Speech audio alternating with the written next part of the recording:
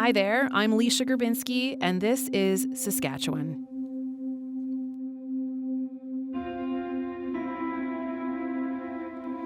Megan Gallagher was an athlete, a parent, someone who was always joking around and lending a helping hand. But something horrible happened to Megan. The 30-year-old was last seen September 19th, 2020. 9 people were eventually charged in connection with her murder. And only now are we able to put together the pieces of her story and her death.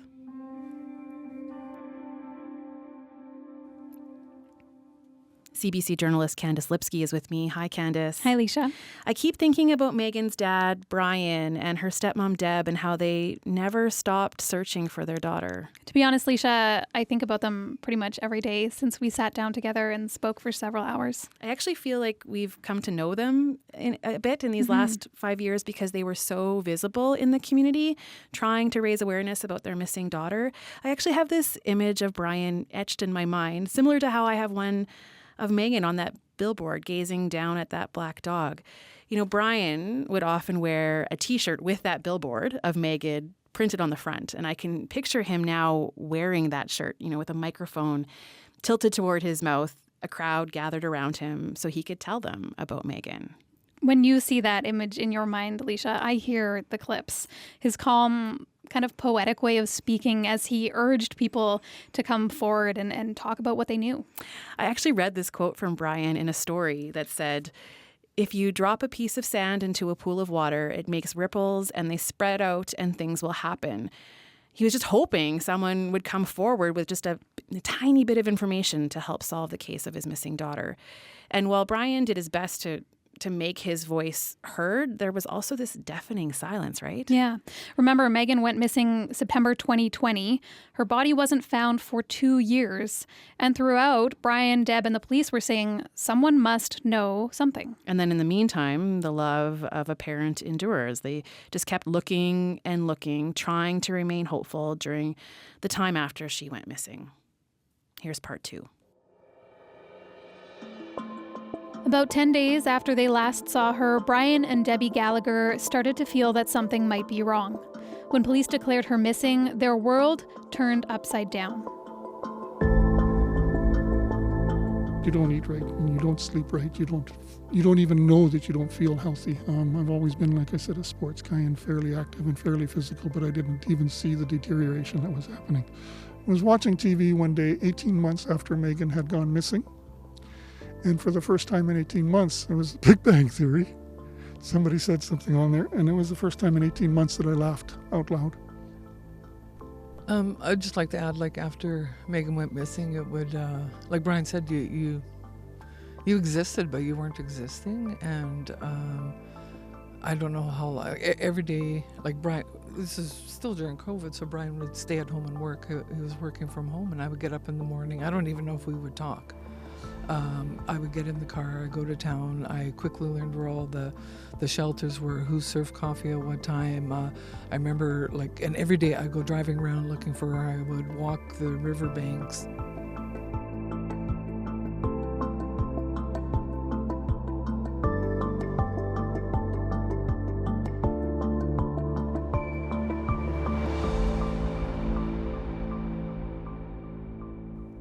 Megan Gallagher would have turned 35 this year, but back in 2021, when she would have been 31, there still weren't any public answers about her disappearance. Her father, Brian, continued his appeal to the public for help. The silence has to be broken. If people know something, please come forward and speak. That will do more good, more healing than people can imagine. The reason this is important is for the future. We don't want any more children going missing. We don't want other families to have to experience this. And the reality is, if you know something and you don't speak up, that's exactly what you're allowing to happen. So please, if people have information about any of the incidences, speak up. That's what will bring resolution. There was silence from the perpetrators over what happened to Megan, but not from Brian and Deb Gallagher. They talked to the media. A memorial walk on Sunday here in the city will mark 2 years since she was last seen. Her sister will be there putting a pause on a cross-Canada walk she started earlier this year. The goal is to keep people talking about missing and murder. They organized and attended marches. The friends and families of two missing women are walking side by side today. Ashley Morin and Megan Gallagher have not been seen in 10 months and 3 years, respectively. Supporters gathered this morning on the front steps of Saskatoon Police Headquarters. Then they departed together for a long walk to North Battleford. Ashley Morin went missing in North Battleford in July 2018, and Megan Gallagher was last seen in Saskatoon last September. Anyone with information Back at Joe Gallagher Field in Saskatoon, I asked Brian and Deb why they did everything that they could to keep Megan's name on people's minds. We also realized that in order to find Megan and get the word out, we had to be more strategic instead of just running around in circles. So we started doing the posters and kind of branding and getting, okay, break the silence. We need people to speak. We know something happened. The police suspected homicide, but, we didn't even understand when they told us that. That was kind of, again, it's like you're living in this bubble and you can hear and see everything, but you're walking around and it's like you're screaming at the top of your lungs and nobody's hearing you. We both worked in bureaucracies, and we have a certain set of skills that I think that aided us a lot. And like Deb had said, the key phrase that we used and tagged was breaking the silence. And there's a silence that's killing us. So we used social media as much as we could. We got the message out there as far as we could. So we used all of our networks. We were on the phone. We were on the emails. One of the things that, just to highlight both of these last two comments, was the billboards. There was some funding put out for billboards, and that was there was several agencies that got together doing that, including the RCMP. But there was the billboard campaign was a really triggering one, though, because sometimes we would be missing Megan, and Deb, let's go for a drive, and we would drive to a billboard to see Megan's picture. And that was as close as we could get to her at that time. So that's just some of the strategies that we embarked on, and the ones like we're in Joe Gallagher Field here, and the first big one we did was on the anniversary of Megan was her, and it was traditionally in Indigenous cultures the number 4 is sacred. So we did that for 4 years. We left from this place and we walked to a couple of different locations to raise awareness. We actually, at the time of the first one, we didn't even know we were walking right by the house where Megan was killed.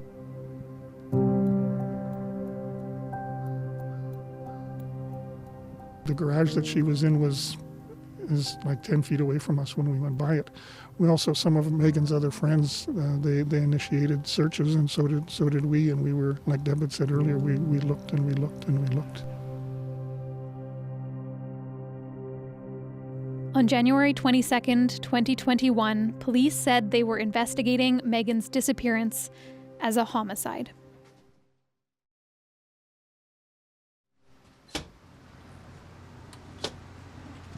I'm getting into the car with my colleague, Dan Zakreski. We're on our way to an area in Saskatoon around Weldon Avenue, which isn't far at all from Joe Gallagher Field, where I met with Debbie and Brian. Dan knows this area well. Too well. He's been down this road before. This is a very appropriate weather for what we're going to talk about and where we are going to go. Because when I think of the part of the city where all this went down, all of my memories are in black and white and in the rain. Okay, should we head out? Yep. I can't tell you the number of times right behind a police cruiser that I've taken this very route heading out to the west side to look at something that's not going to be very nice. It's how the city changes right before us. Where are we heading right now, Dan? We're heading to the area that I guess would be colloquially known as Alphabet City. It's the Riversdale and Pleasant Hill neighborhoods on the west side. You drive out of the downtown, and it's really 100 years of Saskatoon. It's always been the same demarcation points. The particular area that we're going to, I looked at a map to make sure that I sort of knew it, and it's the area that's of concern to us is 42 square blocks. We'll be going out 20th Street to Avenue P, and that's really in modern Saskatoon, that's ground zero.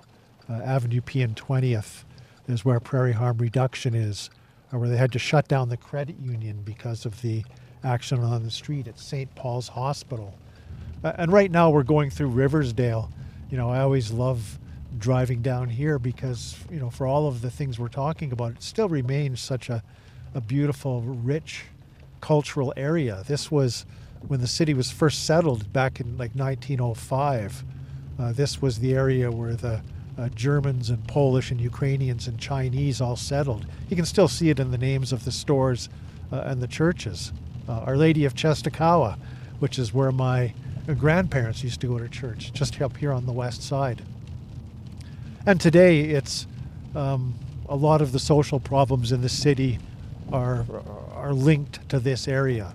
This is where the food bank is, as I'd said, Prairie Harm Reduction, a lot of the homelessness. It's just very visible here. And it's interesting because we're right now driving west on 20th Street. We're just going by White Buffalo Youth Lodge, the Friendship Center. Off to my left, which is heading south, you can see there's still, there's lots of buildings. There's lots of activity here. It will be quite astonishing, I think, to see once we get to Avenue P and start turning how quickly it just turns into empty fields and industrial properties that are fenced in and are really very uninviting. And this was the area that Megan ended up in when she was killed. We're now turning left onto 16th Street. So we're coming off Avenue P into sort of the edges of the industrial area. You can see the heavy industry off to the left, and off to the right here is Weldon Avenue. First house on the right is boarded right up. And that's a house where they had a homicide about 2 months ago that I covered. There was a domestic murder, and it was quite a chilling thing to behold because I came here and came from a different direction that we just came. And I realized, holy smokes, this is just down the street from what I would call Megan's house. Yeah, here we are. A sort of taupe-colored house. I'm not even sure how you would describe it, a raised bungalow. It's got the elevated basement. And then the garage out back is where they had taken Megan. And there we are. Detached double garage with a big single white door. And the alleyway closed off with bins, blue bins and a compost bin. And I don't even know who lives here now. I'm not sure. I look back on the court stuff and I'm not sure if it was a rental property at the time or if somebody owned it. I just know that this is where it happened. Yeah, the timeline is just, it's so fascinating because we have this news release that she's missing. Just a few months later, they call it a homicide. There's a lot going on behind the scenes there, though. What do we know? Well, what we know now is what, I've always known about police investigations is they don't quit. They aren't sending out news releases to update me on their investigations. At that point, from the general public's perspective, missing woman on the face of it, no different than any other missing woman. I think there was a perception that there was nothing untoward we didn't know. While in fact, behind the scenes, there was a tremendous amount of activity. By December, so 4 months after she'd gone missing, the police had found a confidential informant. And this was a person who knew enough about what had happened to Megan that they were able to go to the police and give a detailed narrative about where she had been, where she was taken, what happened, and the evidence was strong enough that the police were able to go to a judge and get what's called an information to obtain a search warrant. Get into this house here on Weldon where we're sitting and get into the garage and start gathering forensic evidence. So this would have been, evidence in the garage months after she was killed here. They got enough evidence off of that they had another 6 or 7 search warrants that they executed. But then still, they have to, at that point, figure out, okay, we know this person has told us this stuff. We now have to figure out who did what and where. We have to get warrants. It became really clear between January of 2021 and June of 2022, so 14, 15 months, that's how long it took them to, behind the scenes again, build their case that eventually threw a net over 9 people. That's you can imagine. There were so many who's involved here. There were so many who's, and geez, hindsight's a wonderful thing for a reporter. I wish I was that clever at the time. They were throwing us crumbs, in May of 2021. So January, February, March, 5 months after the January we're investigating this as a homicide, they throw out the major breadcrumbs of here's the audio we have of somebody using Megan's phone calling a taxi to the 700 block of Weldon. Thank you for calling a ride. Hi, can you get a ride to where? Right here? Yeah. Weldon? I'm walking. We're walking on Weldon. Weldon Avenue. Okay, I'll turn it up. Oh, this is right where we're sitting. They get pick up in a taxi and get taken to Avenue P. So right away, we know that they have suspects. I mean, they're telling us this without telling us. So when you look back on it, the randomness of it is not random at all. They were building a case, and that's how they did it. It's interesting to me because when I met with the Gallaghers the other day, it was like the most beautiful September day. It was like sunny and gorgeous. And we actually had to move into the shade at one point because it was too hot. And they told me about how they feel like Megan is always with them in moments like that. She brings the sunshine, or, they'll see an eagle and they'll think of her. And it's such a difference, when I was there with them talking about Megan, and it was beautiful. And then today we went to a place where something so horrible and unimaginable happened, and, rain and cloudy skies and a cool breeze, and yeah. There's just something interesting to me about that.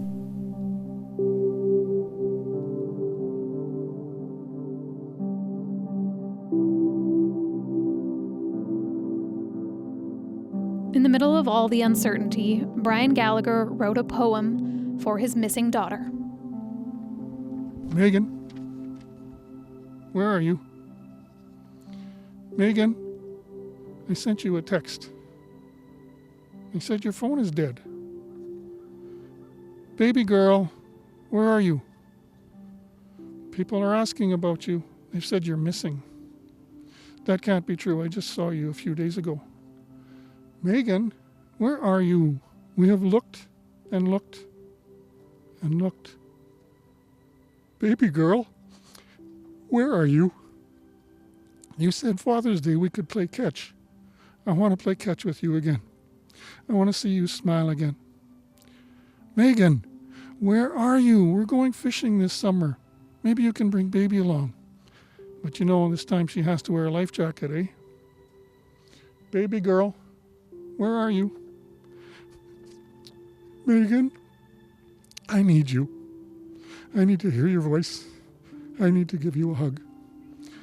Megan, where are you? Everyone is crying. Everyone is crying. Baby girl, they're calling it a homicide. We aren't done. I have so much to share with you. You have so much to give. You can't go yet. You can't go yet. Grandparents, please, we need your help. Take care of our baby girl.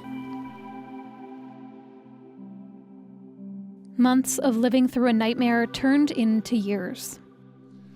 And you put on a brave face and you walk around and you try to be strong for other people, but the reality is you're broken inside. And at some point I also realized that while I was trying to be strong for other people, I looked around at my wife and I looked around at my daughter and other family members, and I realized that they were doing the same thing, trying to stay strong for us. And then, more than 2 years after she was declared missing, police began charging and arresting people in connection with their investigation. On September 29th, 2022, police and searchers found Megan's body in the South Saskatchewan River.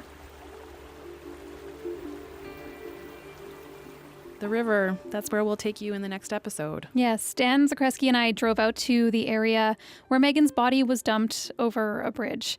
That would have been 5 years before, pretty close to the day. A strange thing to be going there for such a terrible reason, Leisha, because the drive out there was so breathtakingly beautiful. I know it. There's just something about harvest season in Saskatchewan, the fields turning yellow as the leaves turn orange. And the birds, the geese, the cranes and eagles and crows, we saw all of them. It's a special place anywhere near the river, and so special for the Métis people. It's part of their homeland. You can listen now to the next episode about the discovery of Megan's remains. All 5 parts are in our feed. You can also share it with a friend and let us know what you think by emailing thisissk@cbc.ca. Talk again soon.